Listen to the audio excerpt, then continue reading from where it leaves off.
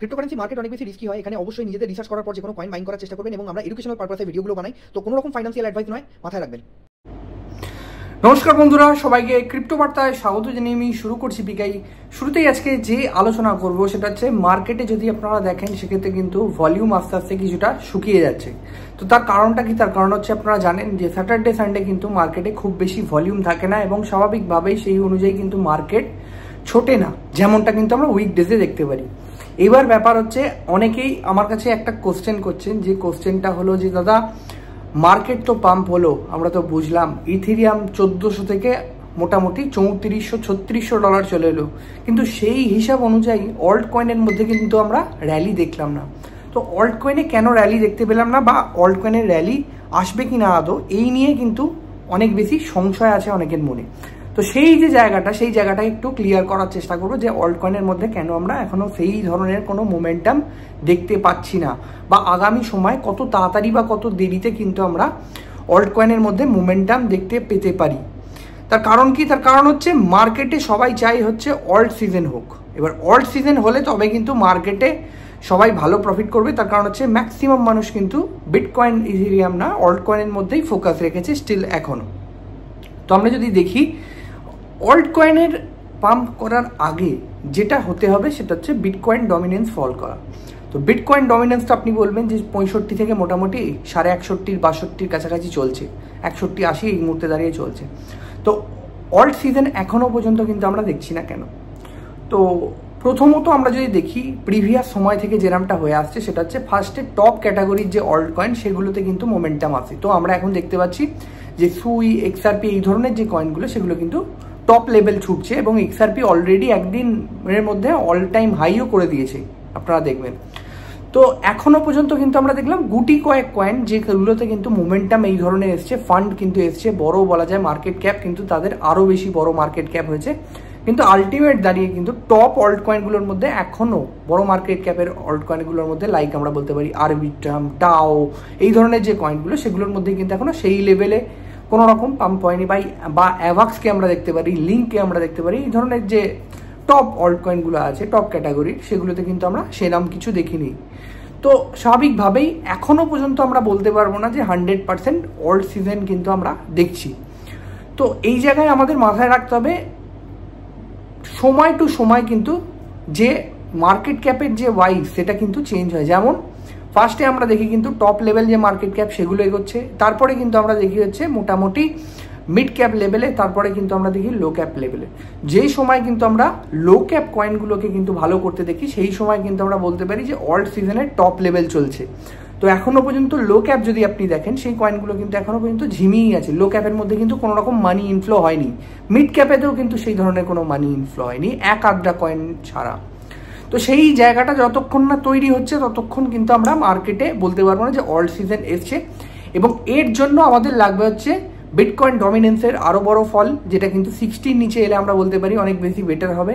এবং মোটামুটি আমরা যদি দেখি তাহলে বুঝতে পারবো যে মার্কেটের যে মোমেন্টাম সেটা কিন্তু আমাদের ওই দিকেই নিয়ে যাচ্ছে, এবং তার সাথে সাথে কিন্তু বলা যায় একটা সাপোর্ট পাবে। ফল বলতেই তো আর ফল করতে থাকবে না, এক জায়গায় সাপোর্ট পাবে, কিছুটা বাউন্স করবে, রিটেস্ট হবে, তারপরে আবার ডাম্প করবে, এইভাবে কিন্তু হয়। তো সমস্ত জিনিসের একটা প্যাটার্ন আছে, তো সেই প্যাটার্ন অনুযায়ী কিন্তু কাজটা হয়। তো একটা জিনিস আমি আপনাদের বলি, অবশ্যই টেলিগ্রাম জয়েন করুন, চ্যানেল সাবস্ক্রাইব করুন এবং ভিডিওকে অবশ্যই লাইক করুন। তার কারণ হচ্ছে এই ধরনের অ্যাকিউরেট এবং সবথেকে ভালো অ্যানালিসিস কিন্তু আপনাদের কাছে আমরা তুলে ধরার চেষ্টা করি। তার কারণ হচ্ছে মার্কেটের সমস্ত জিস্ট আপনার কিন্তু জানার দরকার। তো টেলিগ্রামে সমস্ত নিউজ আপডেট থেকে শুরু করে মার্কেটের যে মোমেন্টাম আপনারা টাইম টু টাইম কিন্তু পেয়ে যান আমার ভয়েসের থ্রু। তো অবশ্যই টেলিগ্রাম জয়েন করে নিন। নেক্সট যে ব্যাপারটা আমি আসবো সেটা হচ্ছে মার্কেটে যেমনটা বললাম যে এই যে সময়টা, এই সময়টাকে কিন্তু আমরা বলি হচ্ছে প্রপার কারেকশানের সময়, এবং উইকেন্ডে কিন্তু আমরা এই ধরনের কারেকশান দেখি এবং কারেকশান হওয়ার সাথে সাথে কিন্তু পরপর আমরা কিন্তু পাম্প দেখি। গতকালকের ভিডিওটায় কিন্তু আমরা আলোচনা করেছিলাম যে আদার্স যে মার্কেট ক্যাপ অর্থাৎ অল্ট কয়েনের যে মার্কেট ক্যাপ সেটা কিন্তু আছে একটা ব্রেকআউট হওয়ার পর রিটেস্ট হচ্ছে, রিটেস্ট যদি সাকসেসফুল হয় সেক্ষেত্রে কিন্তু আমরা আরও বড় জায়গা দেখতে পারি এখান থেকে ব্রেকআউট, যেটা কিন্তু বলা যায় আমরা সঠিকভাবে দেখতে পারি। তো সেই জিনিসটা যদি হয় সেক্ষেত্রে কিন্তু এই যে কারেকশানটা হচ্ছে এই কারেকশানে কিন্তু আমরা বেশ কিছুটা কিন্তু এন্ট্রি আমরা অবশ্যই করতে পারি। তো এই জায়গায় মাথায় রাখতে হবে যে প্রপার সময়ে প্রপার কাজে কিন্তু আমাদের দেখতে হবে। এই সময় যদি আমরা দেখি যে কিছু কয়েন যেগুলো কিন্তু ভালো মূল্যে চলে গেছিলো, অলমোস্ট আপনারা যদি দেখেন বেশ কিছু কয়েন আছে যেগুলো কিন্তু একদম টপ লেভেলে চলে গেছিলো, যেগুলোর মধ্যে কিন্তু কারেকশন আসছে। তো এখানে যদি আমরা পাই কিছুটা পার্ট বাইং আমরা কিন্তু নিতে পারি, পার্ট এন্ট্রি নিতে পারি যদি আমরা চাই। তো এই জিনিসগুলোকে মাথায় রেখে কাজ করতে হবে। এবং তার সাথে সাথে আরেকটা জিনিস মাথায় রাখতে হবে যে উইকেন্ডে কিন্তু আমরা যে ফলটা দেখি অনেক সময় কিন্তু ম্যানুপুলেশন দেখি, অর্থাৎ মার্কেটকে অনেক বেশি ডাম্প করিয়ে আবার কিন্তু পাম্প করে দেওয়া হয়। তার কারণ হচ্ছে লিকুইডিটি গ্র্যাবের জন্য। যারা ফিউচার ট্রেডিং করেন তাদের থেকে লিকুইডিটি নেওয়ার জন্য, এবং মার্কেট কিন্তু এক্সচেঞ্জরা অলওয়েজ কিন্তু এটা চেষ্টা করে কিন্তু মার্কেটে পাম্প ডাম্প করিয়ে দু তরফের লিকুইডিটি নেওয়ার, এবং যে ক্ষেত্রে কিন্তু তারা সাকসেসফুল হয়ে যায় তারপরে কিন্তু আমরা মার্কেটের যে বলা যায় দিক সেই দিকে কিন্তু আমরা ছুটতে দেখি। তো এই মুহূর্তে দাঁড়িয়ে যদি আমরা দেখি সেক্ষেত্রে কিন্তু বিটকয়েনের প্রাইস চলছে $1,18,19,000 আশেপাশে, যেখান থেকে কিন্তু আমরা এক্সপেক্ট করছি একটা কারেকশন এবং তারপরে কিন্তু আবার শুট আপ উপরের দিকে। তো সেই জিনিসটা কিন্তু বলা যায় উইকেন্ডে এই জায়গাটা হতে পারে। এবং কম বেশি যদি আপনারা দেখেন, অনেকেই জিজ্ঞাসা করছেন দাদা ইথিরিয়াম যে এত পাম্প করছে এর কারণটা কি? ইথিরিয়াম পাম্প করার যে মূল কারণ সেখানে হচ্ছে ইনস্টিটিউশন যে ইনভেস্টমেন্ট সেটা কিন্তু ইথিরিয়ামের মধ্যে আসছে। এবার অনেকে জিজ্ঞাসা করছে দাদা আর সুযোগ পাবো কিনা ইথিরিয়াম কেনার? সেক্ষেত্রে কিন্তু এটা বলা ডিফিকাল্ট যে আপনারা মোটামুটি 2800-2400 আর পাবেন কিনা, কিন্তু আলটিমেট গিয়ে $3,200 এবং ম্যাক্সিমাম $3,000 আশেপাশে কিন্তু ইথিরিয়ামের কারেকশন হয়ে আসার সম্ভাবনা আছে। এইবার ব্যাপার হচ্ছে কারেকশন 100% হবে কিনা এটা বলা কিন্তু কোয়াইট অসম্ভব। তার কারণ হচ্ছে অলরেডি ইটিএফ এর যে ডেটা আছে, আমরা নর্মালি বিটকয়েনের ইটিএফ এর ডেটা দেখেছি যে বিটকয়েনের ইটিএফ এ 600 মিলিয়ন, 500 মিলিয়ন, 700 মিলিয়ন নর্মালি আসতো। তো এখন আমরা দেখছি বিটকয়েনের ইটিএফ এ আসছে হচ্ছে 300-400 মিলিয়ন, কিন্তু উল্টো দিকে ইথিরিয়ামের ইটিএফ এ আসছে 700 million, 600 million.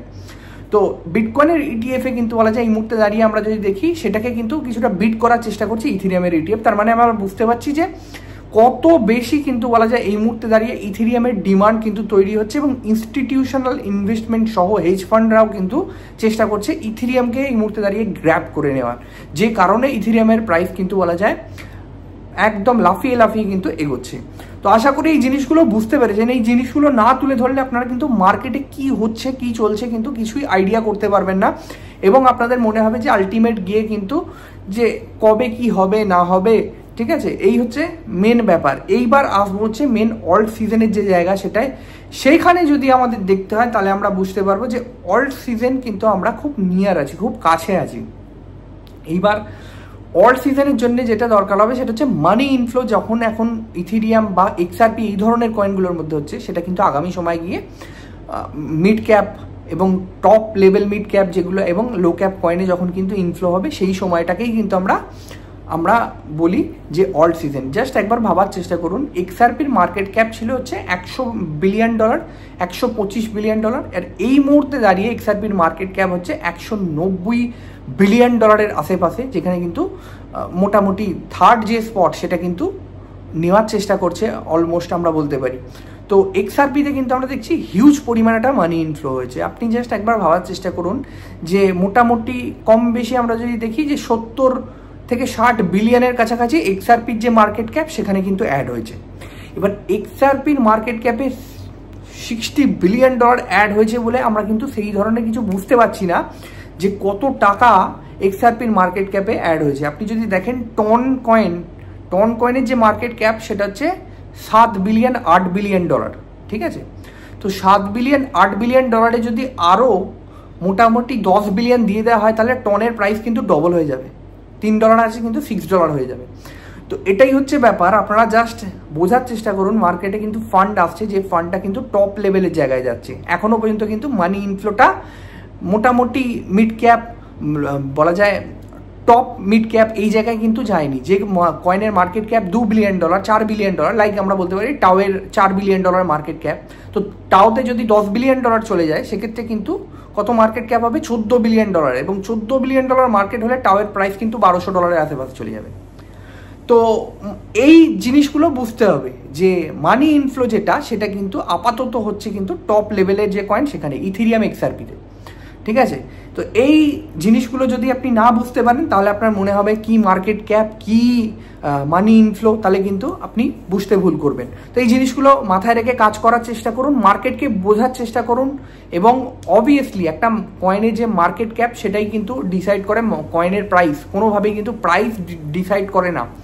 Market cap means কত পয়সা, কত টাকা কিন্তু সেই কয়েনটার মধ্যে গিয়ে লাগছে। আপনারা হয়তো অনেকেই প্রাইস দেখে কয়েন বাইং করেন, যে এই কয়েনটার প্রাইস কম এটাকে বাই করে নিই, এই কয়েনটার প্রাইস বেশি এটাকে বাইং করে নিই। তো এইভাবে কিন্তু বলা যায় হয় না। মেনলি কিন্তু দেখতে হয় আমাদের হচ্ছে মার্কেট ক্যাপ, কোন কয়েনের মার্কেট ক্যাপ কীরকম এবং কোন কয়েনে পোটেনশিয়াল কীরকম, সেই হিসেবে কিন্তু জায়গা হয়। আপনি জাস্ট একবার উদাহরণস্বরূপ ভাবার চেষ্টা করুন, অন্ডো কয়েনটার যে মার্কেট ক্যাপ সেটা হচ্ছে 3-4 বিলিয়নের কাছাকাছি, এবং অ্যাসেট টোকেনাইজেশনে কিন্তু টপ লেভেল প্রজেক্ট হচ্ছে অন্ডো। আপনারা জানেন ব্ল্যাক রক ইউজ করে অন্ডোর যে প্রোডাক্ট সেটা। তো অন্ডোতে কিন্তু এখনো পর্যন্ত সেই লেভেলে মানি ইনফ্লো হয়নি, এবং অন্ডো কয়েনটা কিন্তু এই $1 আশেপাশেই চলছে। তো আগামী সময়ে যেমনটা XRPর মধ্যে কিন্তু বলা যায়, বললাম যে 50 থেকে 60 বিলিয়নে কিন্তু এন্টার হয়েছে। তো আগামী সময়ে যদি এই ধরনের এন্টার হয় অন্ডো কয়েনের মধ্যে, সেক্ষেত্রে ভাবুন যে কি ধরনের পাম্প কিন্তু আমরা দেখতে পারি, কি ধরনের মার্কেটকে আমরা দেখতে পারি অন্ডোর, এবং প্রাইসটা কোন জায়গায় যেতে পারে। তো আশা করি বুঝতে পেরেছেন। ধন্যবাদ সবাইকে ভিডিওটা দেখার জন্য। দেখা হচ্ছে নেক্সট ভিডিওতে। অবশ্যই চ্যানেল সাবস্ক্রাইব করুন, ভিডিওকে লাইক করুন, পাশাপাশি টেলিগ্রাম জয়েন করুন। দেখতে থাকুন ক্রিপ্টো বার্তা।